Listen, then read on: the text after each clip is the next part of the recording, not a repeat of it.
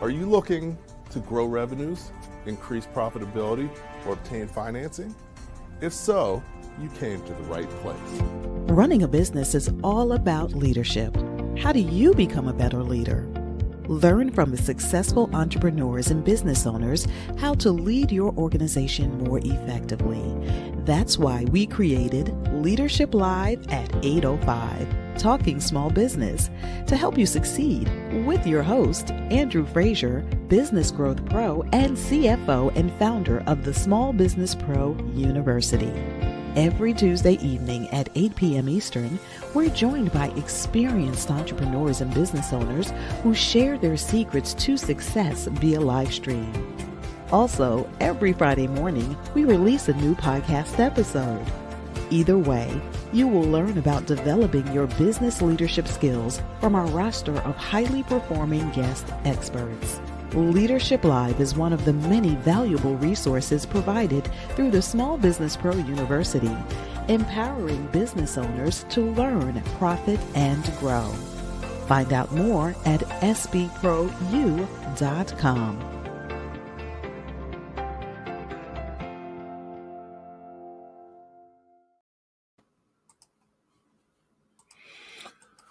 All right, good evening. Welcome back to Leadership Live at 8:05. I'm your host, Andrew Frazier, and excited to be hanging out with you once again on Tuesday evening. As you know, your most important job as an entrepreneur and business owner is to market and sell. And that's why we focus a lot on those two topics through the Leadership Live at 8:05. So once again, we're going to talk about sales and marketing because you can really, that's the key to successfully having a business. If you can't sell and market your products and services, then you're not going to be in business very long. So I'm excited about our guest today, Rick Denley. He's going to share, 5 key ways to win more business, because it's all about winning more business, especially in the current environment. So I'm excited about having him on and definitely looking forward to a great show tonight. Welcome, Darren. Welcome, everybody. Definitely, as you come on, feel free to say hello, ask questions, comments. We always appreciate your input. It just helps to make the show even better. So let me invite Rick on. Hey, Rick, how are you doing tonight? Excellent, Andrew. Thanks for having me on. Excellent. Well, welcome. I'm excited to hang out with you tonight, and I know you're going to share some valuable knowledge and wisdom with our audience this evening. Absolutely. I look forward to it. Cool. So, we've chatted. I know a little bit about you, but the audience doesn't really know you. So if you could take a few minutes to just talk a little bit about your journey, some key milestones so they can know where you're coming from and where you are. And then we'll get started with the discussion. Fair enough? Great, Andrew. Thank you. Yeah, I've been in the business world for over 25 years. My initial take for that time frame was running multinational organizations, specifically in the areas of sales and marketing, in the area of automation and controls for many years. Now, what your viewers might not know about me is the fact that I'm actually a recovering engineer. So my first degree is in engineering in the electrical field, which put me into the engineering world.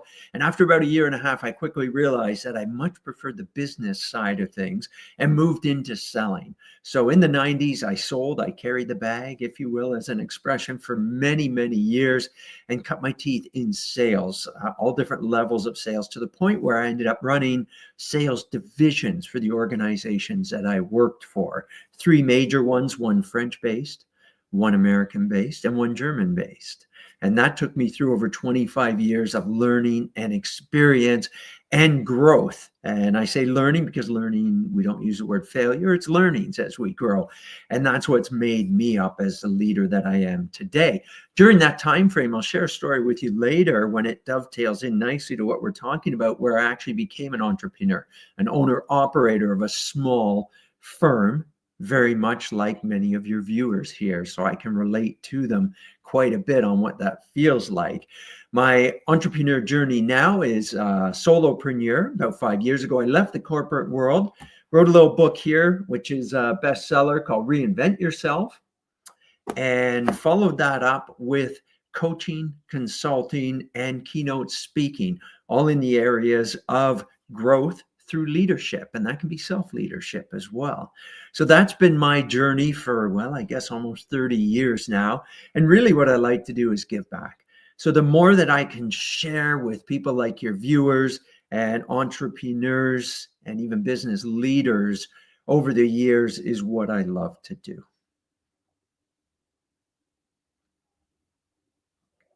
Excellent, excellent. So no, definitely, that's one of the great things about being an entrepreneur is the ability to really solve problems for people, have the flexibility to give back and really make the difference that you'd like to see in the world. Yeah. So, definitely welcome you, appreciate you, your willingness to come on and just, share with with our team. Yeah, So, happy. So before we get started too far, I just want to take a second. We do the show through our Small Business Pro University. So it's always good for people to know what the Small Business Pro University is. So we're going to do a video just to introduce Small Business Pro University, and then we'll be back talking small business with Rick Denley. Many small businesses experience low or no revenue growth, and the owners are not making enough money. I founded Small Business Pro University to help you break that cycle by empowering you with greater knowledge and enhanced skills to lead your organization more effectively. Over the past 15 years, I've collaborated with organizations like the Small Business Development Center, Rising Tide Capital, Empower the Village, NJMEP, Rutgers University, and SCORE to work one-on-one with over 1,000 business owners and teach tens of thousands of people about business. My experience includes serving as a naval officer, managing businesses, graduating from MIT, earning an MBA from NYU, and achieving the CFA designation, which has prepared me to accomplish my mission of helping 1,000,008 business owners to sell more, maximize profit, and finance growth by 2028. My vision is to create the ultimate business ecosystem for entrepreneurs. Small Business Pro University empowers entrepreneurs like you to run their businesses more professionally and create sustainable enterprises. We employ my proven proprietary Masterpreneur Playbook framework to guide your journey along the Masterpreneur path and facilitate your Masterpreneur evolution to work on your business and scale faster and easier. Small Business Pro University provides access to valuable resources, partnerships, and relationships that will help you to sell more, maximize profit, and finance growth.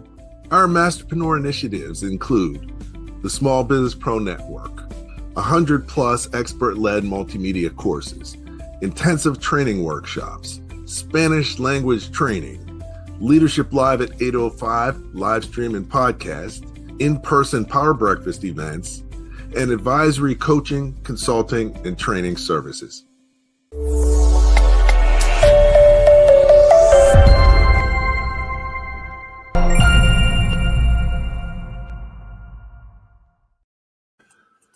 Welcome back. We're here on Leadership Live with Rick Denley. We're talking about selling more, the 5 key ways to winning more business.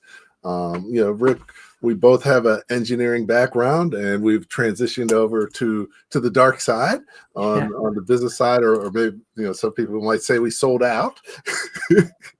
But I think it's a better fit. The things we learned in engineering school are valuable, but actually they're probably even more valuable on the business side. So Yeah. But one thing that's tends to be a challenge for quantitative people is sales and marketing. Mhm. And that's really the field that you got into. It So is. how did that work for you, and how did you get comfortable with sales? Well, that's a good question, Andrew. So when I was first out of school as an engineer, I took electrical controls and automation. So automating existing machinery, creating new ones through the highest end technology at the time was what we were doing. And we used operator interfaces, touch screens. When you look at motors, servo motors, and robotics was coming into play as well, mainly in pick and place areas. So I joined a firm that manufactured high-speed pack-off equipment. And it was all gears and chains and pulleys and all these mechanical things, which I was pretty good with because I had a background in, when I was very young to start with, an entrepreneurial background of building bicycles in the back shed at my parents' house where I lived. And I would get all these old bike parts and things, and I put them together into bikes, sand down the frames, paint them up, and then sell the bike. I figured out I was pretty good at that. So I do understand the mechanical side of things, but I ended up going through engineering for the electrical engineering portion. And as I was doing it, I started to engineer and convert a whole line of high-speed machinery over from the mechanical gears and pulleys to electrical and electronics, because that was a trend at the time. You know, less mess, less fuss, lasted longer. And I did that for about a year and a half. And then what I started to realize was the people coming in to promote their product line, to sell their products to me, was pretty cool. And I got to know them and I got to talk to them a little bit more. And I thought, you know what? I want to do that. I cannot sit behind a desk any longer. It's not me. It's not my personality. Although I have the process mindset, the people side was missing for me in that interaction. And I was very hungry to learn the business side too. So I left the engineering. I went into sales and I learned more and more about the products we were selling and the industries that we were in as well. And I sold to every market vertical you could imagine, from automotive to pharmaceutical to all different layers of it, including the end users to the OEMs and the consultants. So I really started to learn the business world, then took that a step further and went into managing a division, which got me into that profit margin area and learning a business and the advertising, the other aspects of it, including the people side, which is also important about growing your organization. And that led me on a pathway for the longest period of time of running divisions and growing them and expanding and moving and learning. And then my one employer decided that it was worth investing in me. And I went and did my executive work for my MBA as well, and received that on the business side of things. So I got the formal education, go along with the experience, and then just kept learning and growing from there and giving back as much as I could. My role shifted from being a high-end closer in the sales area and marketer to growing people, which is really what leadership is all about. And that's where I spent a lot of my time leading organizations, but it was leading and growing the people. Okay, excellent. So you got a very well-rounded experience, like I have as well. Yeah, I think I've focused more on the finance and operations side, but every area of business, the key to success is leadership, and especially in small business. That's why we have this show. That's why it's called Leadership Live, because your business can only go as far as you're prepared to take it. So, definitely, one thing I like about the show is we get a lot of great questions and comments. So we're going to start with a question from the audience. We're going to take one right away. All right. Way. So what's the biggest challenge in sales today, Rick? That's a really good question. When you look at selling, and Russ, thanks for that question. When we look at selling now, the buying capability of the buyers and the knowledge that they have is far superior to what it used to be. Buyers now are so much further educated on your products, your industries, the competition than they ever were before because of technology, because of the internet. We find that buyers are so much further along the buying process, what we'll call the selling process. And remember, we're always looking to match our sales process with the buying process, that we come into it with them knowing much more information than we thought that they would. Now, that's where challenger selling comes in. And challenger selling is all about politely, professionally showing the end customer, the buyer, the user, that maybe they don't know as much as they thought they were. Maybe they're not as far along in that buying process as they really think they are. And we got to pull them back somehow. so that they really understand the products, the competition, the benefits of it. And we need to do that professionally. So working with buyers now with all of this information that they receive on a regular basis is much different than it used to be. And salespeople, even if you're a senior salesperson with many years or decades experience, you have to adjust the way that you sell because the buyers are far more informed. With the internet, they're going out and getting information and resources and testimonials and everything that they need to compile. And they are 70% along their buying cycle before they even involve you as a salesperson. That's a tough place to be. And we need to engage them and make sure that the information that they have is correct and not just let it come down to price and a race to the bottom, which will degrade your margins of sales. So that, I think, is one of the biggest challenges that sales is seeing right now, Andrew. Okay. No, definitely. Technology is great, but it's a double-edged sword. Yeah. Everything that's great is great for some people and not as great for others. Right. And so, but if you do have a good message and differentiate yourself, right. It can be really powerful that people can get information and know about what you're offering without you having to bring it to them. Right. And we chatted before we went on air here briefly. And there's really only 3 areas that an entrepreneur, business leader has to focus on. And they're big, but there's only 3: people, process, and products.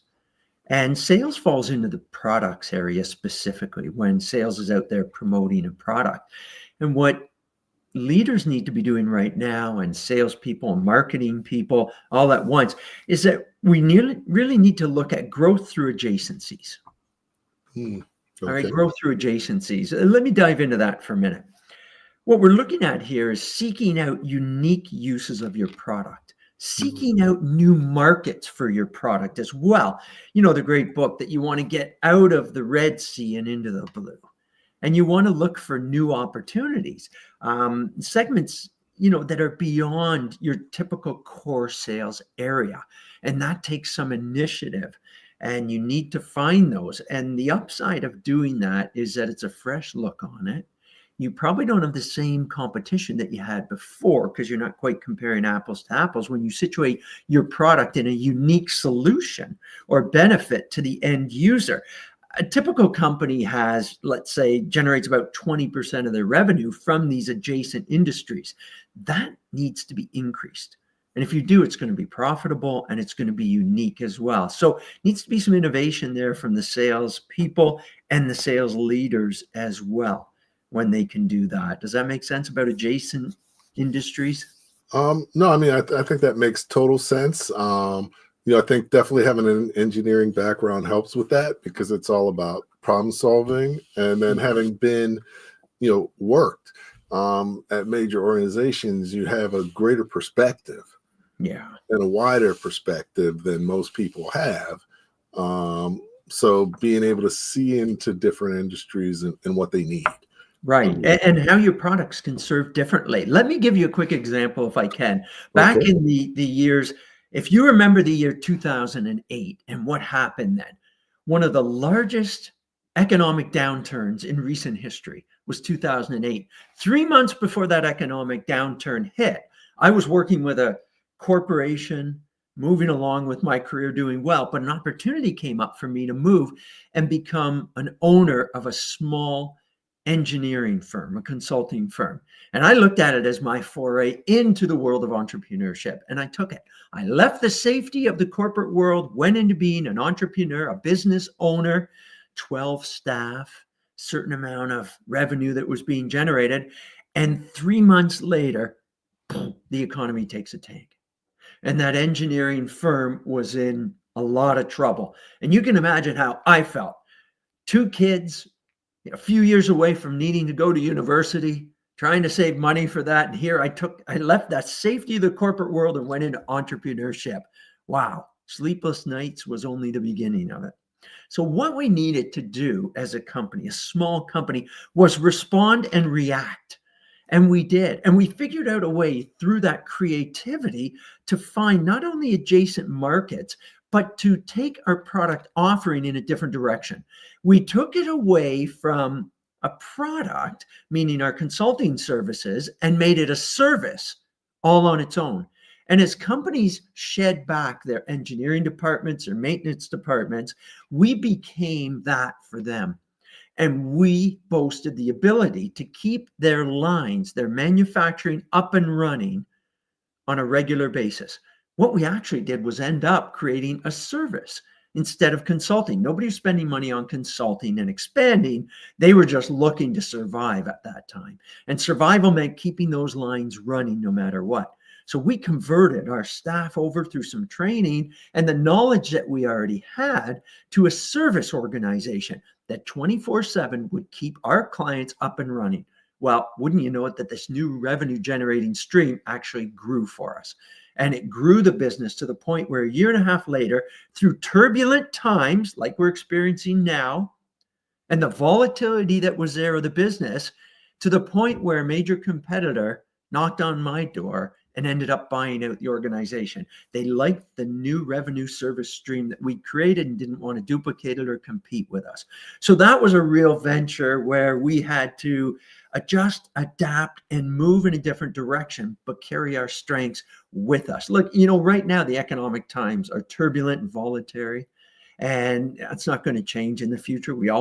Leaders always have challenges ahead of them. It's how you handle them and utilize the team that you have to go in a direction needed and change and adapt so that you can continue to grow. So that's a little story there that was worth sharing. Oh, no, that's an outstanding example because, like you said, we're going through and getting ready to go through even more challenging times. And challenges create opportunities, but they also create challenges. So being able to make a pivot. I always say, similar to what you did, it's a great example of, you got to be creative. Yeah. You got to be flexible and you got to be proactive. Yeah. And one more word I want to use, you got to be courageous, Andrew.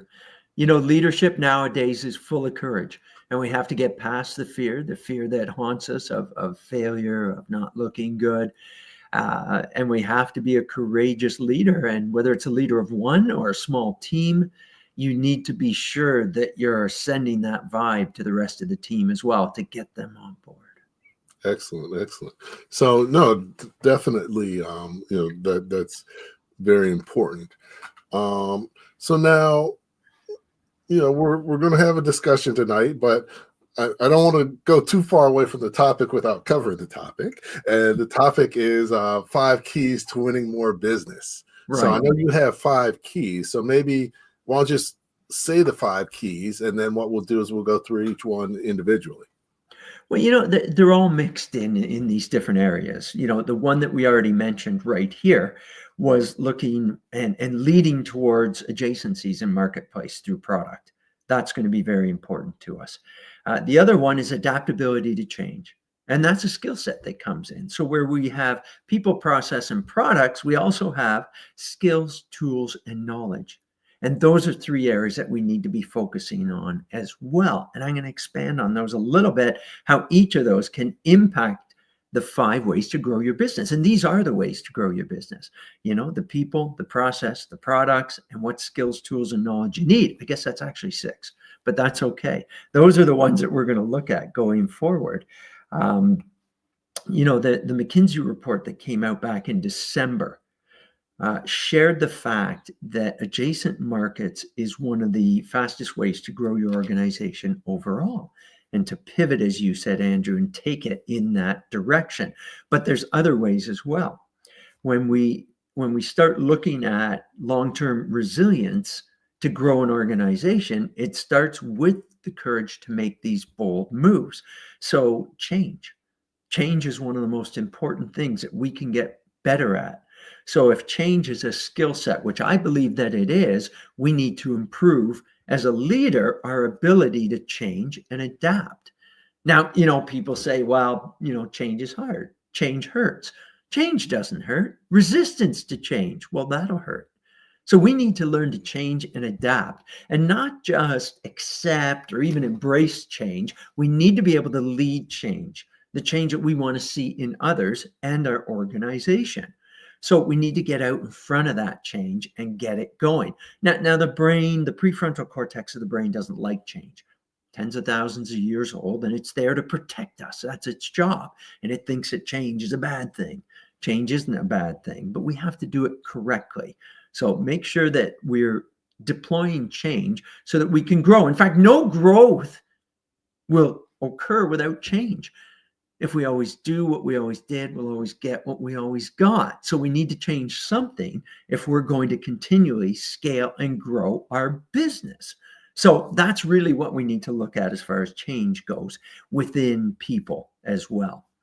So, Andrew, I've given you a few other growth areas for the 5 that we're talking about right now. The other areas that I want to get into shortly can include that process side and then the people side. And you'll see how we can grow. In fact, the recent Harvard Business Review shows us that organizations that focus on leader growth, growing your leaders, growing yourself as a leader and people, have the opportunity to grow 8 times more, generating revenue than ones that focus on process and product. Oh, that makes Is that a surprise, or is that? That's not a surprise, because that's really how you identify opportunities, but also respond to them. Right. It's the people. And I make this statement again and again. It's people that grow organizations and great leaders that grow people. Focus on the people. The people and the culture part of it is huge. And that's what we need to be clear on. Okay, cool. So now you mentioned, adapting to change, and that change isn't hard. Resistance to change is hard. I like that. That's right. But one thing that I found, and you probably have too, is most change management projects are unsuccessful. So managing change is hard too. So what are some of the keys to managing change? No, good question. Absolutely. And remember, we're not just managing change, we're leading the change. And that's a big part of it. I worked with an organization over the past 8 months, and they were implementing quite a bit of change throughout the organization, including some succession planning that was going on. And the leader came to me and said, I really need people to understand why this change is happening. So I shared with him, and we went through some exercises so that he could share the dream that he had. And he said, what do you mean dream? Sounds a little hokey. I said, it's not. I said, what is your dream for this organization? And he laid it out for me. And I said, why? And then he shared the reasons why. I said, that's your story that you have to share with your team. You have to pave a pathway so that they understand where they're going and the reasons why. And if you exude it in a story and a dream, they're going to grab onto that as well. And they're going to understand why they're heading in that direction. So that's a really important part of it. And, you have to be able to really promote risk-taking about the dream and the change that's going on, and make sure that they're covered. It's okay to take some educated risks to get to where they want to be. That's the only way that we grow, right? It's the only way that we do anything. It's how we learn to walk. We started to stand up and we fall down. We stand up, we fall down. We get better and better and better at it as we go. So we really need to have clarity of growth and the pathway and how we're going to get there. So that's going to be very important to us going forward. And define and encourage how we're going to do it. And then start building that within the leaders within your organization and the rest of the people. Okay. So, so communication is key. Yeah. And you're sort of talking about, developing your mission and your vision and gaining clarity and communicating. Right. Let's call it that dream. The best laid plans go awry, and these mission statements and vision statements that kind of go up there on the wall, I think, are passe now. We're really moving past those because everyone reads the same. We want to be the leading supplier of to the industry, and our clients are number one. And okay, great. They're all similar. But if you have but if you can relate your dream in a passionate way to others in the organization, they're going to pick up on that. And that's going to make a big difference for them. And as a leader, remember, two things to remember. It's great to be a motivator as a leader. Motivation makes people work harder. What we want to do is make sure that we've got the right satisfiers in place. Okay. And satisfiers are those things that people come to work for. Motivation is, well, I like my job. I like my income. I'm going to keep going and work harder. Okay, great. Satisfiers are the reasons that you go to work. They're the things that make a difference when we look at a company culture between Sunday evenings for people. Sunday evenings for people is either, oh, crap, I got to go to work in the morning. Or it's, wow, it's going to be great. I can't wait to get into work tomorrow. Rick's going to be there for his 9 a.m. stand-up Monday morning meeting. And we're going to have some great hits, whatever he read over the weekend and shared. That's what I always used to do, and everybody became accustomed to it. Or they're going to dread going into work. So those are the little satisfiers, and make sure that you know what they are for your people and that they're in place. That's really good leadership as well. And that will help people and encourage them to be part of the growth and the change that's coming. Okay. So, no, I mean, definitely that's key. Communication's key. Mm-hmm. Alignment is key. Aligning people around your dream. Yeah. So can I go one step further on alignment, Andrew? Sure. Alignment as well for leaders, we have to understand. Alignment is aligning people's passions with their purpose and the company purpose. If you can do that, people will want to come to work. If they're passionate about what they do and it aligns with the company purpose, you win. That is a massive win right away. So when you're building a culture, consider that. And it's different for every individual. And for some individuals, we might have to create and allow side projects or passion projects. Somebody might say, geez, you know what? I'm really into this AI stuff. Okay, great. You know what, Susie? You go off and you do the AI. And you come back with it and let us know what you found out.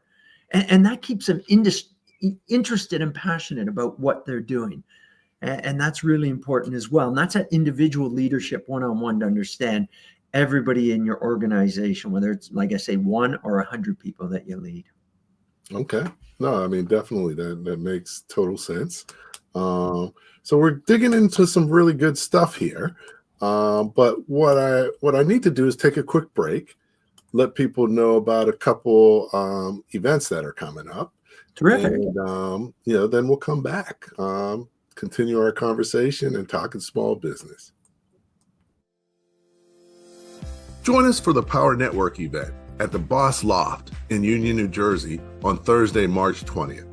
Meet with like-minded entrepreneurs in a relaxed environment to chat, connect, and collaborate. I'm Andrew Frazier. Please join me at our Power Network event, and I look forward to introducing you to our members and friends.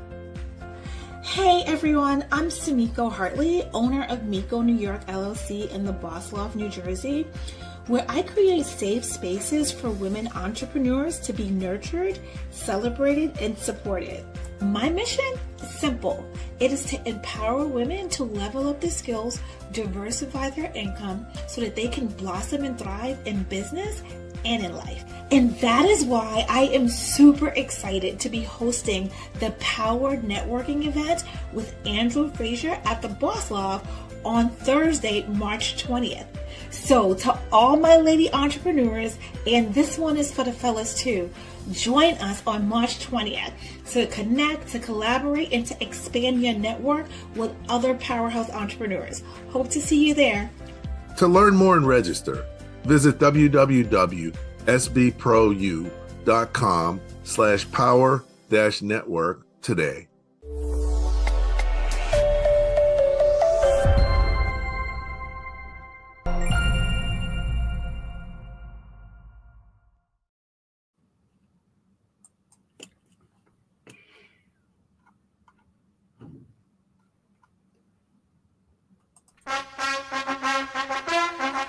If you are looking to increase revenues, improve profitability, and or obtain financing for your business, you need to check out the Power Breakfast and Small Business Pro conferences. My name is Andrew Frazier. One of the things we're here to do is supercharge your day.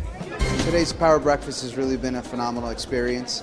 I think it's exactly what business owners need, some true guidance of people who are genuine and really are leading them in the true direction of business growth and expansion.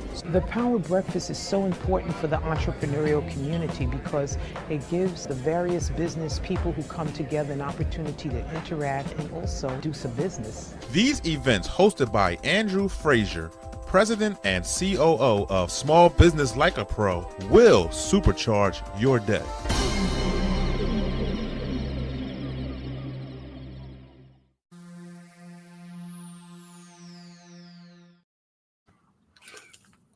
Right.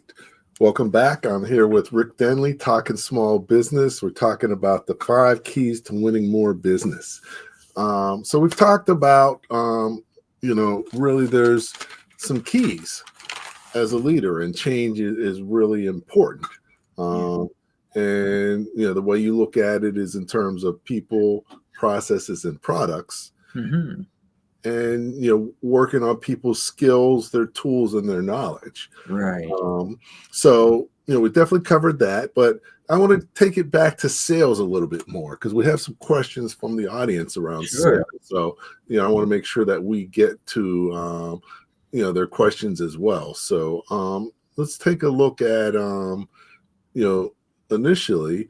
A lot of times business owners go into business and don't realize their most important job is to market and sell. Right. So, if you don't know much about marketing, selling, how do you, what do you recommend for people to learn, and how do they build their confidence and be able to pitch and communicate in a way that they can sell successfully? Yeah. Good question, Michael. Thank you for sharing that. How can new sales professionals build confidence in pitches? There's so much information available right now, and I always encourage salespeople to make sure that they are fully informed before they either pursue a new potential client or work to expand the business that they have with an existing one. There's no reason in the world that you can't understand that business that you're selling to, its market. In fact, look for the challenges that the market has, and then you're speaking intelligently to them. If you can go in and say, look, Mr. Customer, I know that an industry similar to this one has several challenges involving this, and this. Are any of those things that you're experiencing right now?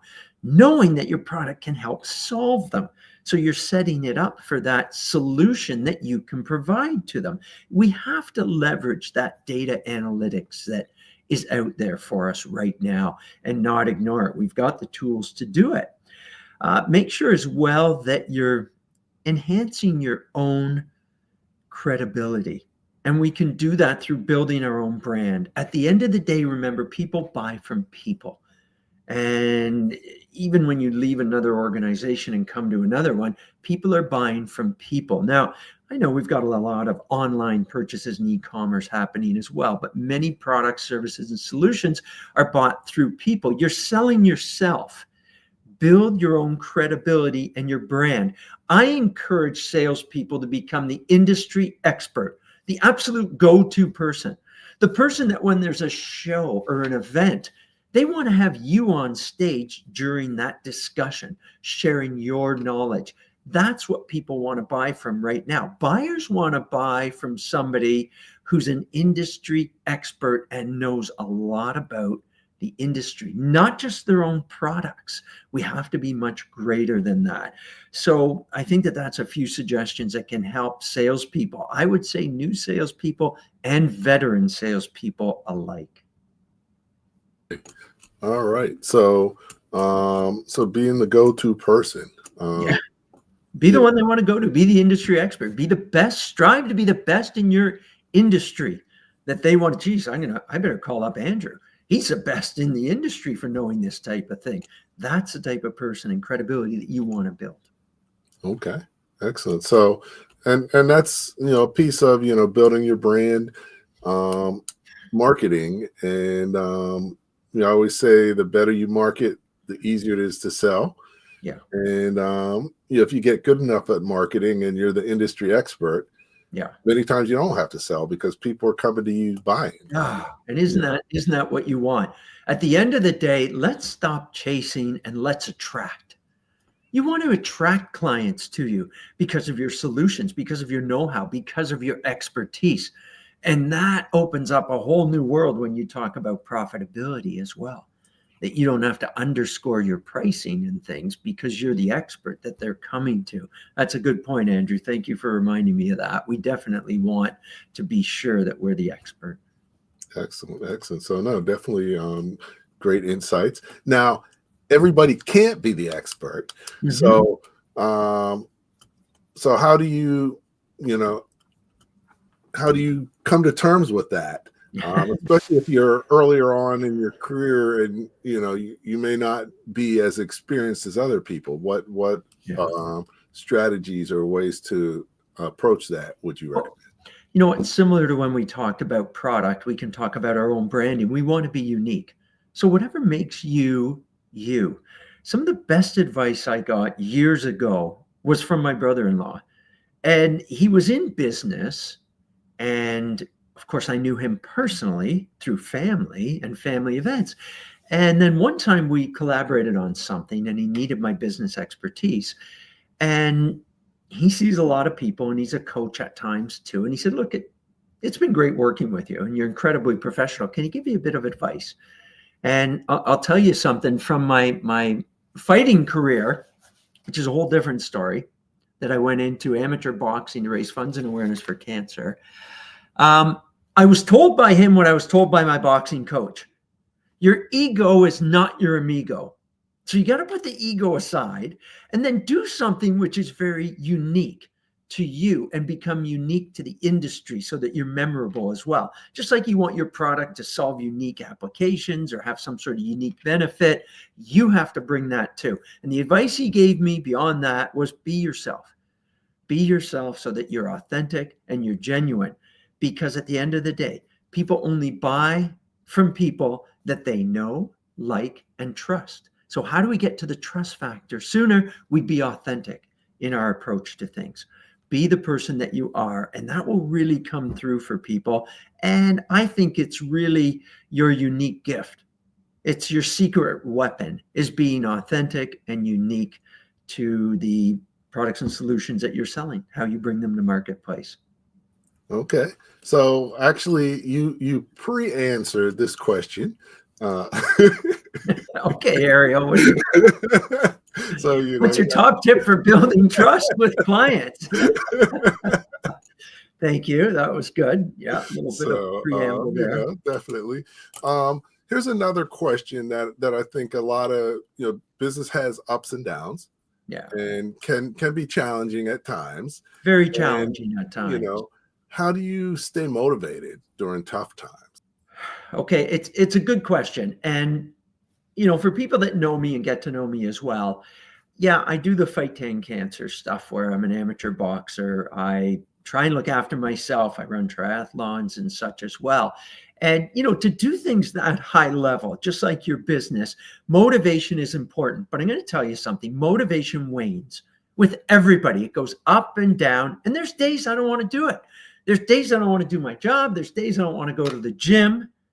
But here's what we have to realize. More important than motivation is consistency. Consistency is the thing that will differentiate you. You have to be consistent. Now, look, we can't always give 100% every day, but show up every day and give 50% if you need it. When I was training for my first inaugural fight to step in the ring to fight cancer, I've been training for 6 months. It was January. It was snowing. It was cold. I drove to the gym in the dark. It was 5 o'clock. At night. I got to the gym after a long day's work. I got in and I sat on the bench and I started to change my shoes, and then I just hung my head down. My coach, Virgil, came and sat beside me. He put his arm around me and he goes, "You're not 100% today, are you?" And I said, "No, I'm not. I'm not motivated at all." And that was hard for me to say. And he said, "That's okay. You're here." He said, "Consistency is more important than motivation. You showed up, give me 25% today, and that's more important than the motivation of 100%. So consistency is more important than motivation. Get a process in place, get some habits in place, good habits, and stick to them even when you're not motivated. Consistency. There's a great book John Wigley put out called The Power of Consistency. Give that a read. It's a good book. Okay. No, definitely. It's really powerful. That's built my business in many ways. You saw the commercial for the Power Breakfast. Yeah. We've been doing those for over 12 years. Incredible. Congratulations. Consistency. A year. Some are better than others, but they're usually all really good. And yeah, there were several times I was like, I don't think I want to do this anymore. But your motivation wasn't there, was it, Andrew? But you kept at it and you stayed consistent because that's overall what will grow you, your business, everything. Consistency. Yep. And even this show. This is 4.5 years. Wow, congratulations. Doing this every week. So we continue to grow our audience. We got great people tuning in live. Also, tuning in. Now I feel honored. I feel great about that. So yeah, I mean, it's I'm much better now than when I started. So that leads to really, the power of consistency, and having been in the military, discipline, habits, all that stuff come into play. So no, this definitely is great. So now we got a question about how do you identify the right clients for maximum success? Because good question, Shirley. That's the first step really in your marketing plan and marketing strategy. So how do you? Super good question. I help organizations put in a repeatable, winning, industry-specific sales process. That was a lengthy word. There's my engineering part coming back for me. And when we look at the different stages of selling, right, from prospecting, then qualifying, and then we get into other areas, solution creation, quoting, negotiation, and closing. Let's stick around the qualifying area. How do we identify the right clients? That's in the qualifying area. And you should have a list of 5 or 7 things that make the client right for you so that you don't get off track, that you don't get starstruck by the opportunity that might be in front of you when really this isn't a good client for you. So identify the client based on some criteria that you create, which is usually where your product, solution, or service fit the best and have been successful in the past. If it's a widget that helps the plastics industry in a particular way and so on, focus on that. Do they fall into your criteria of industry, of OEM or end user style as well? You should have a qualification list. And if it doesn't hit 7 of the 10, kick them out and move on to something else. That's going to save you time and energy, and you're going to find that win ratio increase as well, so that you're not chasing opportunities that really aren't a good fit for you. And when I went out on my own several years ago and became a consultant and a keynote speaker, I had to retrain myself in that and say, hang on a minute, is this really a client that you want to persist and go after? Or is it not? And we should be spending our time over here. One of the great things that leaders are doing right now, if I can jump back to leadership for a minute, are HPAs. They're working with their teams and themselves to create a list of HPAs, which are high producing actions. Nobody has time or energy right now to chase after red herrings. So create your own HPA list of high performing actions and repeat that on a consistent basis. And then you're going to see traction and you're going to grow and your business is going to grow. Get rid of the stuff that isn't generating revenue or doing well for you. So look at HPAs, and that will help you in the area of identifying as well that critical and preferred client list that you should be chasing after. All right. So 2 more great things I may have to borrow from you. HPA, I like that. That's why we're here. Definitely. I always say, you should focus on what you do best and most profitable.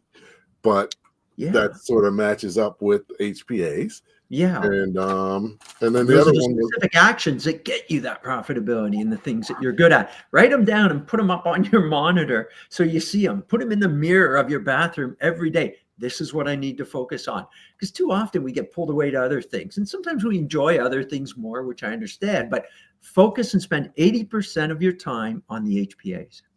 yep. And it's even more important for entrepreneurs and business owners. I saw a TED Talk, and the guy was saying like 90% of entrepreneurs have ADD. So we're more susceptible Yes, to being pulled in different directions. And, my wife combination says, ADD and OCD, and it can be a challenge. Yeah. My wife says I have ADD, but I'm not sure if I believe her. But she's probably right. That's okay, Andrew. I thought I was wrong once too, but I was. But no, that's great. And then the other thing that you said was a mouthful, but important is Oh, did you write that down? Did you? repeatable, winning, try it. What did you get? Engineered sales process. Is that a winning, repeatable, industry-specific sales process?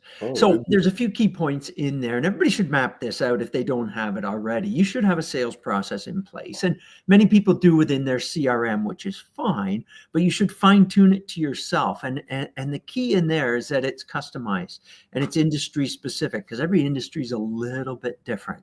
So you want to get that industry uniqueness in there, which, by the way, your buyers will identify with, and that will get you to that know, like, trust much faster. Okay. So industry specific, and really, you're niching down. You're focusing on target market. That should be in there somewhere too. And I didn't have it written down to share, but can we just talk about that for a minute, Andrew? You really want to niche down big time, because you can't do all things for everybody. And I've worked with organizations in consulting over the last 6 years. And the first thing I identify when I go in is, well, this was your sandbox that you were doing so well in several years ago. Now you tried to be all things to all people, all products. And how's that working out for you? Not so good. People don't even understand what your UVP is, your unique value proposition. You have to be clear with your UVP and stick to it. Don't make it too broad-based. You can't do that many things well, especially as a small organization and entrepreneur. You don't have 1,000 people with all different silos and divisions to work with. Stick to what, as you said earlier, Andrew, your strengths are. Stay within those, and you're going to do much better off. Definitely. And, one thing that I also found, you probably have as well, is that many times the key to success in small business is doing the opposite of what big businesses do. And, that's where niching down becomes key, because you really want a smaller target market rather than a larger one. Absolutely. You don't want to go toe to toe with those. Let me share with you. I learned the hard way with that too. You don't want to go toe to toe with the heavyweights. You want to find it. And what we learned in boxing can be applied in business too. All right. Mm-hmm. We learned that there's certain ways to beat certain opponents, and you have to think about it. And we learned that, okay, what beats power? Speed. We learned that speed beats power. So you got to be quicker than the opponent, right? And then the other thing that we learned, well, what beats speed? What if they're powerful and they're fast? Technique. So then you had to have better technique. So there's always a way around it, and you have to identify how to do that. But I love that. Yeah, don't go toe to toe with the big guys. I tried it. It didn't end up well for me. Okay. It was the heavyweight.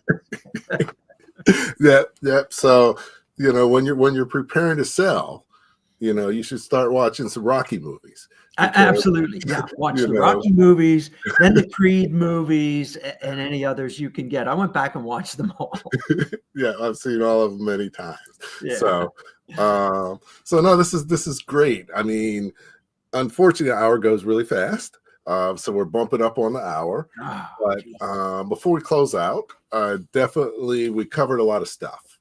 Yeah. And we want people to really get a lot out of this as much as possible. And sometimes less is more. And so, what I'd like you to do is take a second and just really give people 3 key takeaways. Okay. They can, they can take and, start to implement immediately within their business. Many times people can't remember more than 3 things anyway. So that's a good number to work with. So It's a great number to work with. I love it. Excellent. So I'm going to put another video on about the current Power Breakfast. And then right after that, we're going to come back. Rick's going to share his top 3 things that you should be taking away from today's event. So let's take a look and see what we got.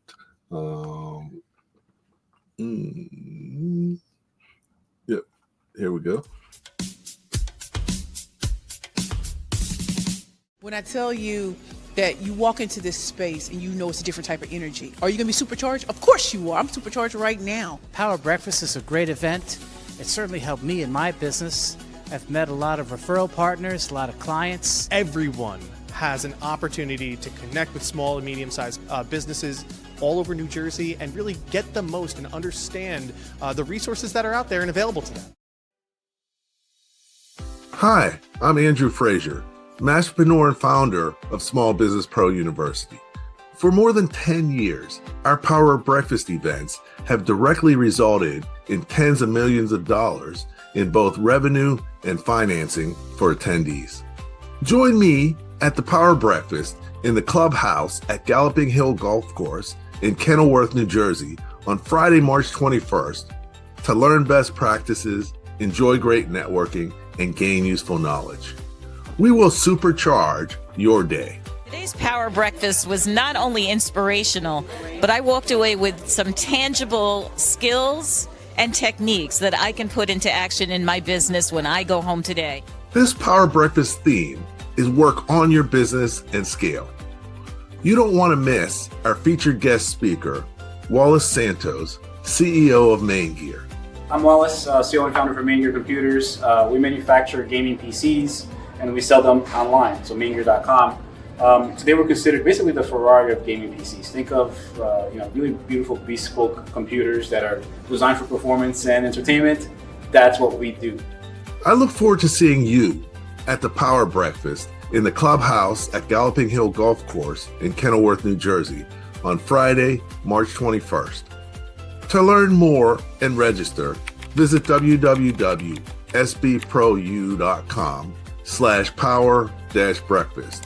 Take advantage of early bird pricing by registering today at www.sbprou.com/power-breakfast.